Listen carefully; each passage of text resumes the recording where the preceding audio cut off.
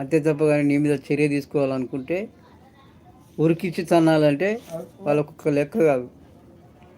వాళ్ళు ప్రేమ అనే ఆత్మ ఫలాన్ని కలిగి ఉంటున్నారు. అలాంటి వాళ్ళ మీద దాడులు చేయడం ఏంటిది? ఇప్పుడు ఏ ఆయుధం పట్టకుండా సాత్వికంగా వాని విశ్వాసాన్ని వాడు కొనసాగించేవాడు, నిన్ను పల్లెత్తు మాట అనకుండా, నిన్ను తిట్టకుండా, వాని మతాన్ని వాడు ప్రచారం చేసుకునే వాని మీద నువ్వు దాడి చేయడం, నువ్వు మనిషివా రాక్షసివా? కాబట్టి సోదరులారా, మతాల విషయంలో మనం ఎక్కువగా ఆవేశాలకు వెళ్ళకూడదు.